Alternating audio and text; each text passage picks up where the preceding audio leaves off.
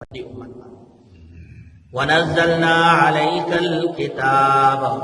امونږ را لېږلې تا ته کتاب تبیانا لكل شيء د هر څیز د بیانولو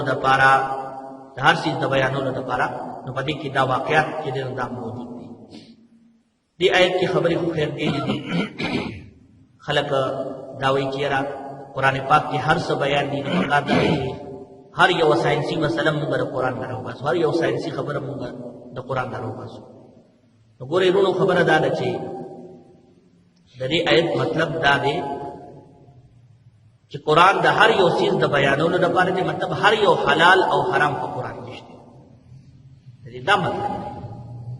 دا مطلب دی چې هر یو ساینسي مسله او دغه ګوره هغه خو دوره ده چې قرآن تا ته دا ویلي دي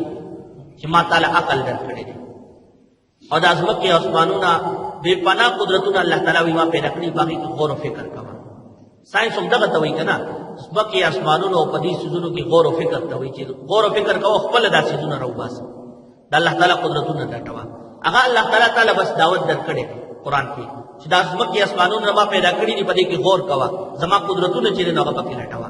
نو چې څنګه د الله جل شانو قدرتونه لټې نو دوره بس ساینس هر څه پتا باندې کولاوي خو باقي دا ویل چې هر یو ساینسي مسله په قرآن کې دا خبره غلطه ده ځکه چې قرآن د هدایت کتاب دی دا د حلال او د حرام بیانولو دپاره راغلی نو دې د وجې نه په قرآن کې د حلال او د حرام بیان اوس کو څوک دا وایي چې بھائی ډېرې خبرې خو په احادیثو کې دي نو خبره دا ده چې قرآن چې دی قرآن کې اجمالی طور باندې هر یو څیز چې دی نو هغه موجود دی بعض حلال او حرام بالکل واضح دي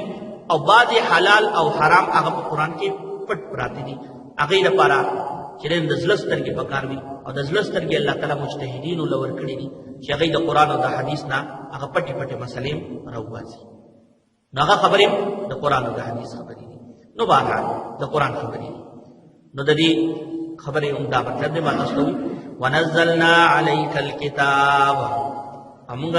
را لېږلې تا باندې نبي علیه الصلاة والسلام کتاب یعنې دا قرآن تبیانا لكل شيء د هر څیز د بیانولو دپاره یعنې د هر حلال او حرام بیانولو دپاره وهدى او هدایت دی ورحمتا او رحمت دی دا قرآن وبشرا او خوشخبری دا زیر دی دا قرآن للمسلمین